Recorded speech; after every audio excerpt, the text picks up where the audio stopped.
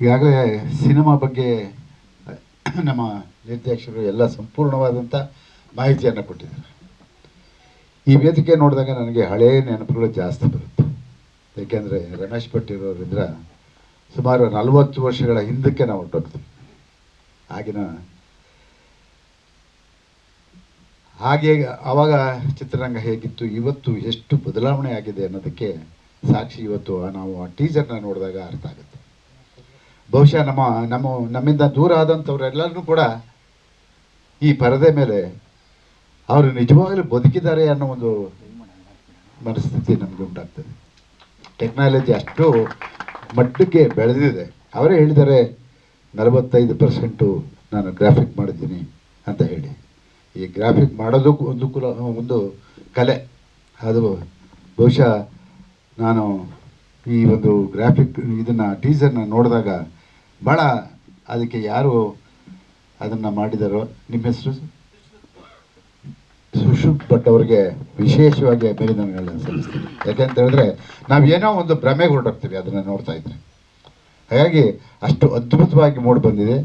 ಚಿತ್ರ ಕೂಡ ಅಷ್ಟೇ ಅದ್ಭುತವಾಗಿ ಮೂಡಿ ಬರಲಿ. ಯಾಕೆಂತ ಹೇಳಿದ್ರೆ ನಾನು ನಿರ್ದೇಶಕರು ಮಾತನಾಡುವಾಗ ನಾನು ಗಮನಿಸಿದೆ, ಸ್ವಲ್ಪ ಈ ಚಿತ್ರದ ಬಗ್ಗೆ ಮಾಹಿತಿ ಕೊಡುವಾಗ ನೀವು ಚಿತ್ರರಂಗದಲ್ಲಿ ಗಟ್ಟಿಯಾಗಿ ಉಳಿಯುವಂಥ ಒಂದು ಅವಕಾಶ ನಿಮಗಿದೆ ಅನ್ನೋದು ನನ್ನ ಭಾವನೆ.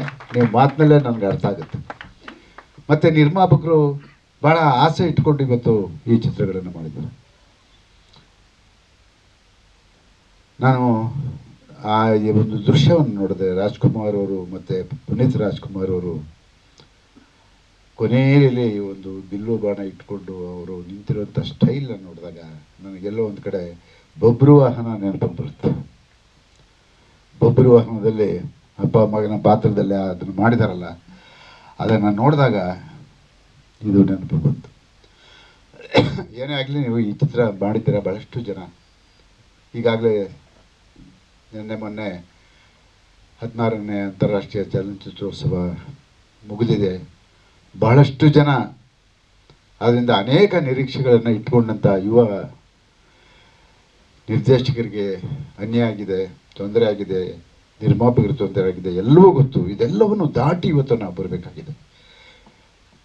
ನಿಮ್ಮ ಪ್ರಯತ್ನ ಯಶಸ್ವಿ ಆಗಲಿ. ನಾವು ಹಿರಿಯರಾಗಿ ನಿಮಗೆ ಆಶೀರ್ವಾದ ಮಾಡ್ಬೋದು, ಅಥವಾ ಒಂದು ಏನೋ ನಿಮಗೆ ಈ ಚಿತ್ರರಂಗದಲ್ಲಿ ಉಳಿಬೇಕಾದರೆ ಕೆಲವು ವಿಚಾರಗಳನ್ನ ನಿಮ್ಗೆ ಹೇಳ್ಬೋದು. ಅದರಲ್ಲಿ ನೀವು ಹೆಚ್ಚು ನಾನು ಕೇಳ್ಕೊಳ್ಳೋದಿಷ್ಟೇ, ತಮಿಳುನಾಡು ಮತ್ತು ಬೇರೆ ಬೇರೆ ರಾಜ್ಯಗಳನ್ನು, ಕೇರಳ, ಇವನ್ನೆಲ್ಲ ನೋಡಿದಾಗ ನಮಗೆ ಯಾಕೆ ನಮ್ಮಲ್ಲಿ ಇಂಥ ನಿರ್ದೇಶಕರು ಕೊರತೆ ಇದೆಯಾ ಅನ್ನೋ ಒಂದು ಇದು ನಮ್ಮನ್ನು ಕಾಡ್ತಾ ಇದೆ.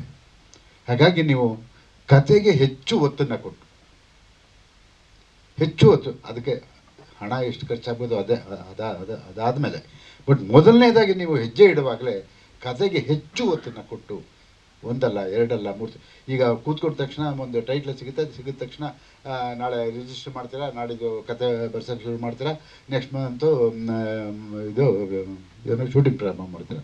ಅದು ಬೇಡ. ಒಂದು 6 ತಿಂಗಳು ಅದಕ್ಕೆ ಶ್ರಮ ಪಡಿ. ಆವಾಗ ಒಳ್ಳೆ ಚಿತ್ರ ಮಾಡೋಕ್ಕೆ ಸಾಧ್ಯ ಆಗುತ್ತೆ. ಬಹುಶಃ ನೋಡ್ತೀರಾ, ಸುಮಾರು 250-300 ಚಿತ್ರಗಳು ಕರ್ನಾಟಕದಲ್ಲಿ ಬಿಡುಗಡೆ ಆಗ್ತಾಯಿದೆ. ಬಿಡುಗಡೆ ಆದಂಥ ಸಂದರ್ಭದಲ್ಲಿ ಬೆಳಿಗ್ಗೆ ಒಂದು ದಿನ ನಾನು ನೋಡಿದೆ ಪತ್ರಿಕೆಯಲ್ಲಿ 12 ಚಿತ್ರಗಳು ಬಿಡುಗಡೆ ಆಯಿತು. 12 ಚಿತ್ರಗಳು ಬಿಡುಗಡೆ ಆದರೆ ಸಾಯಂಕಾಲ 8 ಚಿತ್ರಗಳು ಮಾತ್ರ ಸ್ಕ್ರೀನಲ್ಲಿದೆ. ಇನ್ನು 4 ಚಿತ್ರ ಇಲ್ಲ. ಇನ್ನು 2-3 ದಿವಸದಲ್ಲಿ ಅದೂ ಇಲ್ಲ. ಹಿಂಗಾದರೆ ಯಾವ ಪುರುಷಾರ್ಥಕ್ಕೆ ಈ ಸಿನಿಮಾ ಮಾಡಬೇಕು? ಸಂಪಾದನೆ ಮಾಡೋದು ಬಹಳ ಕಷ್ಟ, ಕಳೆಯೋದು ಭಾಳ ಸುಲಭ. ಈ ರೇಸ್ ಆಡ್ತಾರಲ್ಲ, ಅವರು ಸಾಯಂಕಾಲದೊಳಗೆ ರಿಸಲ್ಟ್ ನೋಡ್ಬಿಡ್ತಾರೆ. ನಾವು ಹಂಗಲ್ಲ, ಒಂದು 6 ತಿಂಗಳು ಕಾಯಬೇಕು. ನಾವು ಒಂದು ರೀತಿ ರೇಸ್ ಆಡೋರೆ. ಆ ಪರಿಸ್ಥಿತಿಯಲ್ಲಿ ಸಿನಿಮಾ ರಂಗ ಇದೆ. ಹಾಗಾಗಿ ನೀವು ಹಾಕಿ ದುಡ್ಡನ್ನು ಹಿಂಪಡೆಯೋದಕ್ಕೆ ಕನಿಷ್ಠ ಲಾಭ ಬೇಡ. ಮುಂದಿನ ಪ್ರಯತ್ನಕ್ಕೆ ಇದು ನಾಂದಿ ಆಗಬೇಕು. ಅದಕ್ಕೆ ನೀವು ದಯವಿಟ್ಟು ಸಿನಿಮಾ ಮಾಡೋದು ದೊಡ್ಡ ವಿಷಯ ಅಲ್ಲ, ಅದಕ್ಕೆ ಪೂರಕವಾಗಿ ಜನ ಮೆಚ್ಚುವಂಥ ಸಿನಿಮಾ ಮಾಡಿ ಯಶಸ್ವಿ ಆಗಬೇಕು ಅನ್ನೋದು ನಮ್ಮೆಲ್ಲರ ಆಸೆ. ಭಾಳಷ್ಟು ಜನ ನಾನು ಚಲನಚಿತ್ರ ವಾಣಿಜ್ಯ ಮಂಡಳಿಯಲ್ಲಿ ನೋಡ್ತಾ ಇದ್ದೀನಿ. ಭಾಳಷ್ಟು ಜನ ಬರ್ತಾರೆ ಹೊಸಬ್ರು. ಅವ್ರು ಬಂದಾಗ ಅವ್ರ ನೋವು, ಅವ್ರ ಸಂಕಟ ಎಲ್ಲನೂ ನಾವು ಅಲ್ಲಿ ಕೇಳ್ತಾ ಇರ್ತೀವಿ. ಭಾಳ ನೋವಾಗುತ್ತೆ. ಚಿತ್ರೋತ್ಸವದಲ್ಲಿ ನಮಗೇನೋ ಅವಕಾಶ ಸಿಗುತ್ತೆ ಅನ್ಕೋಬೇಡಿ, ಅಲ್ಲೂ ಲಾಬಿ ನಡೀತಾ ಇದೆ, ಸಬ್ಸಿಡಿ ಲಾಬಿ ನಡೀತಾ ಇದೆ, ಸಬ್ಸಿಡಿ ಲಾಬಿ ನಡೀತಾ ಇದೆ. ಅದಕ್ಕೆ ಕೇವಲ ಅಲ್ಲಿರುವಂಥ ನಾನು ಹೇಳಲ್ಲ, ನಾನು ಕೂಡ ಕೆಲಸ ಮಾಡಿದ್ದೀನಿ, ಹಾಗಂತ ನಾನು ಅನ್ಕೊಂಡ್ಬಿಡ್ಬೋದೇನೋ ಅನ್ನಿಸುತ್ತೆ, ಭಯ ಆಗುತ್ತೆ. ಹಾಗಾಗಿ ಎಲ್ಲ ಕಡೆ ಲಾಬಿ ನಡೀತಾ ಇರೋದ್ರಿಂದ ಇವತ್ತು ನಿಮಗೆ ಕೆಲವು ಕಡೆ ವಂಚನೆ ಆಗುತ್ತೆ.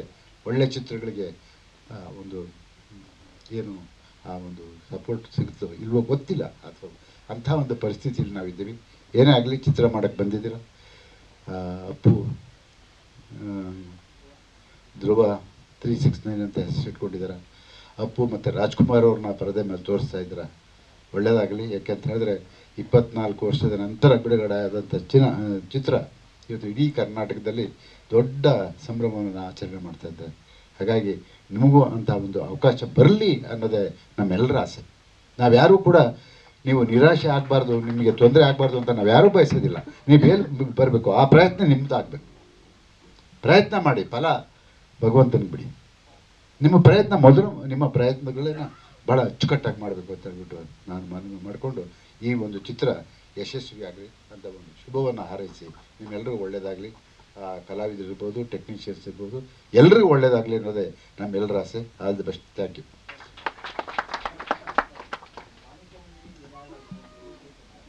Sir.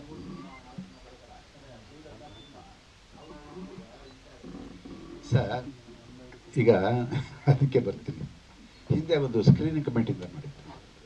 First come first serve ಅಂತಾರಲ್ಲ, ಯಾರ್ದು ಚಿತ್ರ ಫಸ್ಟ್ ಸೆನ್ಸರ್ ಆಗುತ್ತೋ ಅವರು ಸ್ಕ್ರೀನ್, ಅದು ಭಾಳ ಸೊಗಸಾಗಿ ನಡೀತಾ ಇತ್ತು. ಅದಕ್ಕೆ ಚೇರ್ಮನ್ ನಾನೇ ಆಗಿದ್ದೆ. ಆ ಕಮಿಟಿಗೆ ಚೇರ್ಮನ್ ನಾನೇ ಆಗಿದ್ದೆ. ಪ್ರತಿ ವಾರ ಯಾವುದು ಬಂದಿದೆ ಸೀನಿಯರಿಟಿ ನೋಡಿಕೊಂಡು 2 ಪಿಕ್ಚರ್ ಮಾತ್ರ ಬಿಡುಗಡೆಗೆ ಅವಕಾಶ ಕೊಡ್ತಾ ಇದ್ದು. ಹಬ್ಬ ಹರಿದಿನಗಳು ಬಂದರೆ ಇನ್ನೊಂದು ಅಥವಾ ಇನ್ನೊಂದು ಚಿತ್ರ ಕೊಡ್ತಾಯಿತ್ತು. ಇದನ್ನು ನಮ್ಮವರೇ ಹೊಡೆದ್ರು, ನಮ್ಮವರೇ ಇದನ್ನು ಹೊಡೆದ್ರು. ಇವತ್ತಿನ ದಿವಸ ನೀವು ಆ ಕಮಿಟಿ, ಆ ಸ್ಕ್ರೀನಿಂಗ್ ಕಮಿಟಿ ನಮ್ಮ ಕೈಲಿ ಕಂಟ್ರೋಲಲ್ಲಿ ಇಲ್ಲ.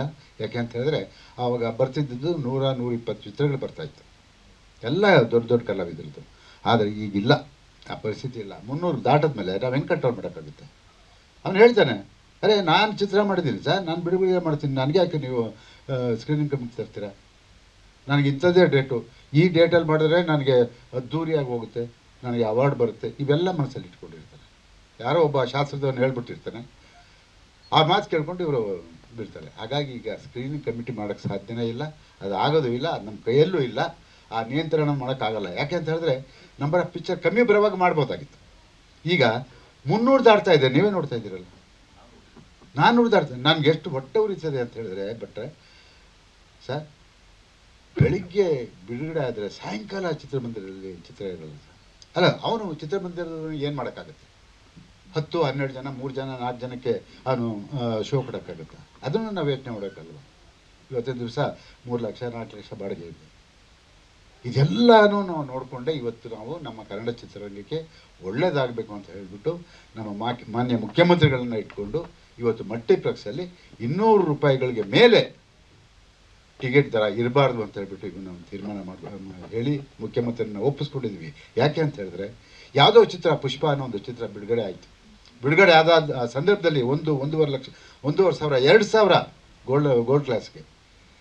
ಇವಾಗ ಅದೇನಿಲ್ಲ, ಎಲ್ಲ ಸಮಾನವಾಗಿ. ಯಾಕೆ ಅಂತ ಹೇಳಿದ್ರೆ ಅಲ್ಲಿ ತಮಿಳ್ನಾಡಲ್ಲಿ 150 ರೂಪಾಯಿಗೆ ರಜನಿಕಾಂತ್ ಪಿಕ್ಚರ್ ತೋರಿಸ್ತಾರೆ ಮಲ್ಟಿಪ್ಲೆಕ್ಸಲ್ಲಿ. ಅದೇ ಇಲ್ಲಿ ರಜನಿಕಾಂತ್ ಪಿಕ್ಚರು 1,000 1,500. ನಮ್ಮ ರೆವಿನ್ಯೂ ಎಲ್ಲಿಗೆ ಹೋಗುತ್ತೆ? ಅದು 300-400 ಚಿತ್ರಮಂದಿರಗಳು ಬಿಡುಗಡೆ ಮಾಡಿದಂಥ ಸಂದರ್ಭದಲ್ಲಿ ನಮ್ಮ ಕನ್ನಡ ಚಿತ್ರದ ಪರಿಸ್ಥಿತಿ ಏನು? ಅಲ್ಲಿಗೆ ಹೋಗೋಕ್ಕೆ ಆಗಲ್ಲ ನಾವು. ಹಾಗಂತ ಈಗ ನಮ್ಮ ಮುಖ್ಯಮಂತ್ರಿಗಳು ಅನೇಕ ಸವಲತ್ತುಗಳನ್ನು ಈ ಬಾರಿ ಬಜೆಟ್ನಲ್ಲಿ ನಮಗೆ ಕೊಟ್ಟಿದ್ದಾರೆ. ಅದನ್ನು ಸದುಪಯೋಗಪಡಿಸ್ಕೊಂಡು ನಾವೆಲ್ಲರೂ ಕೂಡ ಚಿತ್ರರಂಗದಲ್ಲಿ ಮುಂದುವರಿಯೋಣ ಅಂತಕ್ಕಂಥ ಮಾತನ್ನು ಹೇಳ್ತಾ ಮತ್ತೊಮ್ಮೆ ತಮ್ಮೆಲ್ಲರಿಗೂ ಶುಭವನ್ನು ಹಾರೈಸ್ತೀನಿ.